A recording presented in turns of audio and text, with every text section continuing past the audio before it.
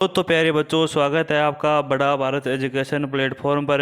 आज अपन करने जा रहे हैं 10th कक्षा के साइंस के पहले से लेकर चौथे चैप्टर तक के जो मोस्ट इम्पोर्टेंट जो क्वेश्चन हैं उनको अपन एक साथ इस वीडियो में देखेंगे कि कौन कौन से जो क्वेश्चन हैं वो वेरी वेरी इंपॉर्टेंट हैं, जिनकी आने की संभावना 70-80% होती है। 100% अपन नहीं बोलते, अपन 70-80% ही बोलते हैं।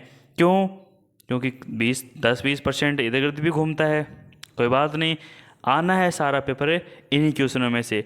तो आप अगर इन क्वेश्चनों को तैयार कर लेते हो तो आपका 70% चैप्टर है वो आपकी मुट्ठी में हो जाएगा, आपके हाथ में हो जाएगा। अब देखिए वो क्वेश्चन कौन कौन से हैं। जो हमारा पहला चैप्टर है उसका जो पहला क्वेश्चन वो है, ये है कि भौतिक व रासायनिक परिवर्तनों को उदाहरण सहित समझाइए। जो भौतिक और जो रासायनिक परिवर्तन होते हैं उनको आपको उदाहरण सहित समझाना है। उसके बाद जो अगला क्वेश्चन है वो है कि निम्न रासायनिक समीकरणों को संतुलित कीजिए। आपको यहाँ पर मैंने 4 समीकरण दे रखे हैं, इनको आपको संतुलित करना है। चाहे तो आप ये पेपर सोल्व भी कर सकते हैं अपने साथ साथ, और चाहे तो एक बार आप पूरे क्वेश्चनों को सुन ले कि कौन कौन से क्वेश्चन हैं जो वेरी वेरी इंपॉर्टेंट है। पहला क्वेश्चन है भौतिक व रासायनिक गुणों परिवर्तन को समझाइए उदाहरण सहित। दूसरा क्वेश्चन जो है वो है समीकरणों को संतुलित करने का। उसके बाद जो तीसरा क्वेश्चन है वो हमारे पास ये है कि निम्न अभिक्रियाओं को उदाहरण सहित समझाना है। मैंने यहाँ पर 5-7 अभिक्रिया लिखी हैं, इनको आपको इनकी परिभाषा लिखनी है और इनके उदाहरणों के माध्यम से इनको समझाना है। पहली है संयोजन, दूसरी वियोजन, विस्थापन, द्विविस्थापन, अवक्षेपण और रेडॉक्स। ये 5 से 6 अभिक्रिया हैं जिनको आपको उदाहरण सहित समझाना है। उसके बाद जो अगला प्रश्न है वो है निम्न पर संक्षिप्त टिप्पणी लिखिए। संक्षारण क्या होता है और विकृत गंधिता क्या होती है, इनके बचाव के उपाय क्या हैं, इनके बारे में आपको संक्षिप्त टिप्पणी लिखनी है। उसके बाद जो इस चैप्टर का जो अंतिम इंपॉर्टेंट क्वेश्चन है वो ये है कि श्वसन एक ऊष्माक्षेपी प्रक्रम है, इसे समझाना है कि श्वसन एक ऊष्माक्षेपी प्रक्रम है, समझाइए। ठीक है, ये तो हो गए हमारे पहले चैप्टर के मोस्ट इम्पोर्टेंट क्वेश्चन है। उसके बाद देखिए अगले चैप्टर के, आप तो एक बार गो थ्रू रहे, फटाफट इसको देखते जाइए, वीडियो को एकदम सुन लीजिए ध्यान से। अपने आप जब तुम चैप्टर पढ़ोगे तब अपने आप तुम्हारे ये प्रश्न है क्लियर हो जाएंगे, लेकिन एक बार आपको सुनना होगा इन प्रश्नों को। अब देखिए जो दूसरा चैप्टर है, हमारा सेकंड चैप्टर है, इसका जो मोस्ट इंपॉर्टेंट क्वेश्चन है वो क्या है वो है अम्लों व क्षारकों के भौतिक गुण।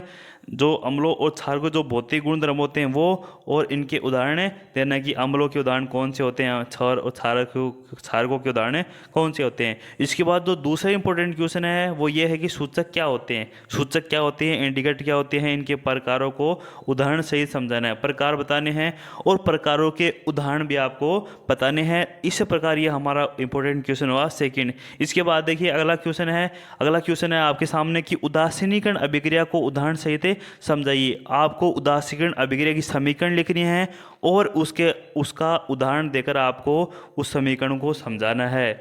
उसके बाद जो अगला क्वेश्चन है वो भी इम्पोर्टेंट है कि जो धात्विक ऑक्साइड और जो अधात्विक ऑक्साइड होते हैं कि प्रकृति और इनके दो उदाहरण आपको लिखिए।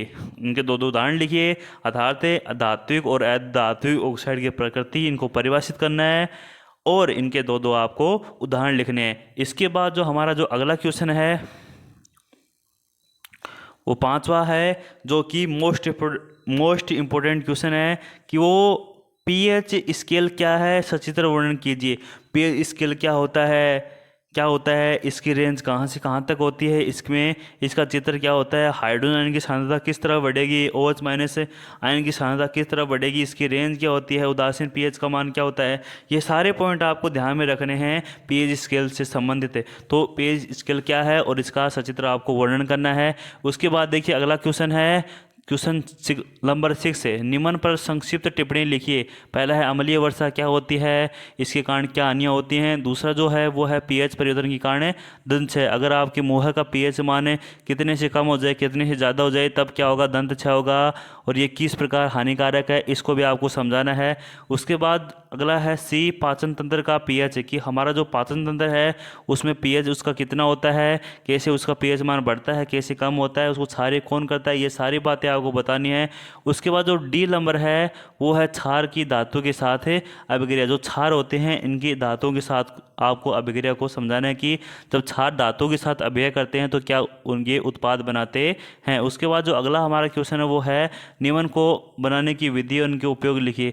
आपको बनाना है कि कास्टिक सोडा को अपन कैसे बनाएंगे, इसका उपयोग क्या है, व्यंजक चूर्ण को बनाने की विधि, इसका उपयोग, बेकिंग सोडा कैसे बनता है इसका उपयोग लिखना है, और दावन सोडा कैसे बनता है इसके जो समीकरण क्या है, और इनके सूत्र, इनका समीकरण क्या है, और इनके उपयोग क्या हैं, ये आपको करना है। और इस जो सेकंड चैप्टर है इसका जो अंतिम मोस्ट इंपॉर्टेंट क्वेश्चन है वो ये है कि प्लास्टर ऑफ पेरिस का सूत्र क्या है, इसके उपयोग लिखिए। प्लास्टर ऑफ पेरिस का आपको सूत्र बताना है, इसका सूत्र क्या होता है, और इसका उपयोग बताना है कि इसका उपयोग कहाँ कहाँ पर करते हैं। तो ये हमारा पहला और दूसरा चैप्टर हो गया। उसके बाद अपन आगे बढ़ते हैं तीसरे चैप्टर के अंदर।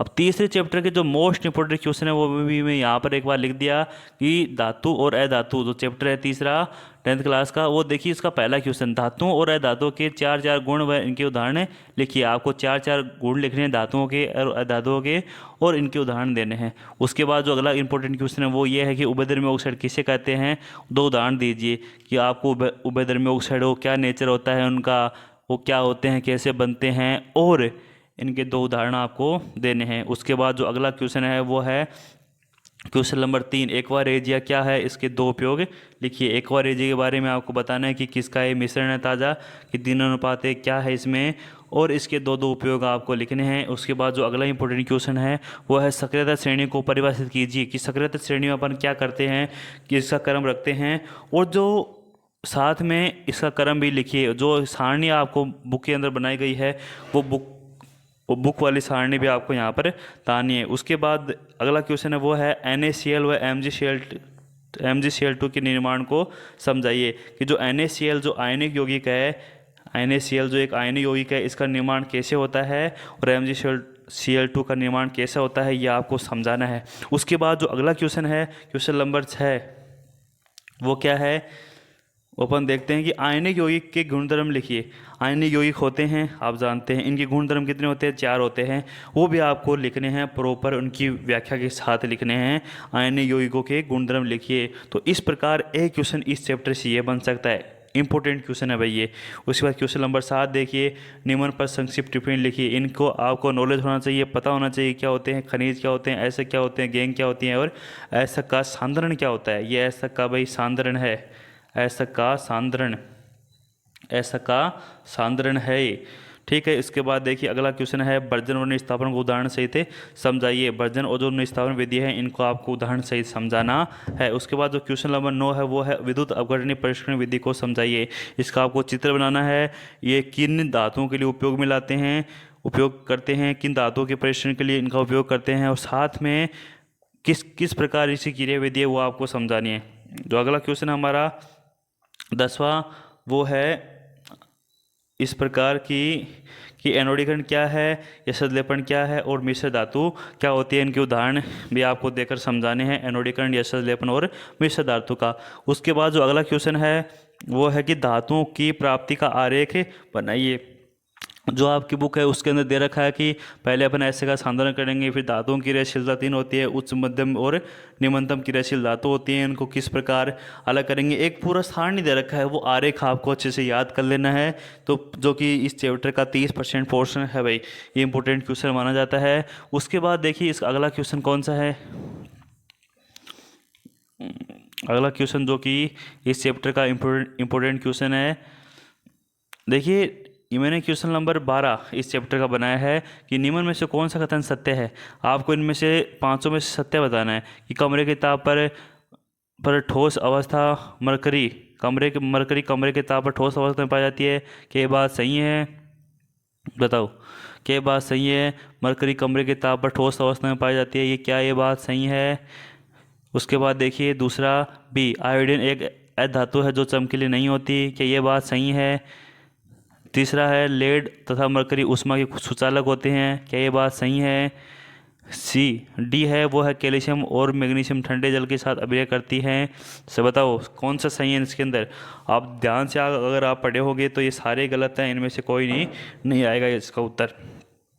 ठीक है, उसके बाद जो अगली जो हमारा जो फोर्थ चैप्टर है उसके इंपॉर्टेंट क्वेश्चन मैंने यहाँ पर लिखे हैं, जिसका नाम है कार्बन एवं उसके यौगिक। अब उसका जो पहला क्वेश्चन इंपॉर्टेंट क्वेश्चन है वो है सहसंयोजी आबंध बंध किसे कहते हैं, इसके प्रकारों को उदाहरण सहित समझाइए कि सहसंयोजी आबंध क्या कैसे बनता है, क्या होता है और इसके प्रकार कितने होते हैं, इनको आपको उदाहरण से ही समझाना है। उसके बाद जो अगला क्वेश्चन है वो कार्बन के अपरूपों पर संक्षिप्त टिप्पणी लिखनी है आपको कि कार्बन के अपरूप क्या होते हैं।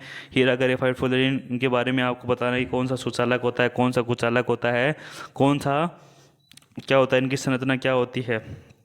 उसके बाद जो अगला क्वेश्चन है वो ये है कि एल्केन एल्किन और एल्काइन श्रेणी के रासायनिक सूत्र लिखिए। जो इनके जो रासायनिक सूत्र होते हैं कि एल्केन श्रेणी को बनाने के लिए अपन किस सूत्र का उपयोग करना है, एल्किन के लिए किस सूत्र का उपयोग करेंगे और एल्काइन के लिए किस सूत्र का उपयोग करेंगे, इनके अनुलग्न क्या हैं, ये आपको सारी बातें ध्यान में रखनी है। उसके बाद जो अगला इंपॉर्टेंट क्वेश्चन है वो है कि निम्न की इलेक्ट्रॉन बिंदु संरचना बनाइए। पहला है मेथेन, बेंजीन, साइक्लोहेक्सेन और ब्यूटीन। इन यौगिकों की आपको इलेक्ट्रॉन बिंदु संरचना ज्ञात करनी आनी चाहिए। उसके बाद जो अगला क्वेश्चन है हमारा इंपॉर्टेंट है वो है 5th नंबर, निम्न के आयुपेशी नाम लिखिए। इसका आयुपेशी नाम लिखना है, इसका लिखना है, इसका लिखना है और इसका लिखना है। इन सभी के आपको आयुपेशी नाम लिखने हैं। अगर ये नाम आ गए तो आप बाकी नामों को भी आराम से कर सकते हो। इसके बाद जो अगले क्वेश्चन है वो देखिएगा, question number 6 very important question है, विषम परमाणु किसे कहते हैं, उदाहरण सहित आपको समझाना है। उसके बाद क्वेश्चन नंबर 7 संतृप्त व असंतृप्त हाइड्रोकार्बन को उदाहरण सहित समझाइए। Very important question. अगला देखिए, निम्न अभिक्रियाओं को उदाहरण सहित समझाना है। दहन, ऑक्सीकरण, हाइड्रोजनीकरण, प्रतिस्थापन। इन अभिक्रियाओं को आपको अच्छे से याद कर लेना है और इनके एग्जाम्पल भी आपको, इनके जो समीकरण है वो भी आपको ध्यान में रखनी है। उसके बाद जो हमारा अगला क्वेश्चन है वो देखिए कि निम्न के भौतिक गुणधर्म लिखिए। एथेनोइक और जो एथेनॉल और जो एथेनोइक अम्ल है इनके आपको भौतिक गुणधर्म भी लिखने हैं। जो क्वेश्चन नंबर आपका 9 है, जो काफ़ी इंपॉर्टेंट क्वेश्चन है भाई, एथेनॉल और एथेनोइक अम्ल के गुणधर्म। क्वेश्चन नंबर 10 है साबुन और अपमार्जक पर संक्षिप्त टिप्पणी लिखिए। साबुन और जो अपमार्जक है उसके ऊपर आपको संक्षिप्त टिप्पणी लिखनी है कि कैसे बनते हैं, क्या इनका सूत्र होता है आदि। उसके बाद क्वेश्चन नंबर 11 है निम्न के आयुपेशी नाम लिखिए। जैसे मैंने यहाँ पर कुछ दे रखे हैं। पहला है ए, ये इसका आयुपेशी नाम बताना, आपको इसका बताना है, इसका बताना है, इसका बताना है। तो इन सभी की आपको आयुपेशी नाम पता होने चाहिए। कैसे याद करते हैं ये आना चाहिए। ठीक है, तो ये हमारे जो 10th क्लास का जो पहला पोर्शन है, कौन सा पहला पोर्शन, जिसके फर्स्ट से लेकर 4th तक 4 चैप्टर केमिस्ट्री के हैं, इनके जो मोस्ट इम्पोर्टेंट क्वेश्चन है मैंने यहाँ पर वो बताए हैं। और भी क्वेश्चन हैं, अगर आपको इनके अलावा ये तैयार कर लिए, अगर आपको इनके अलावा भी और ज़्यादा तैयार करना है और अपनी तैयारी को मजबूत करना है तो कमेंट करिए कि आपके लिए हम और अच्छे अच्छे क्वेश्चन आपको प्रोवाइड करें वीडियो के थ्रू। ओके, धन्यवाद।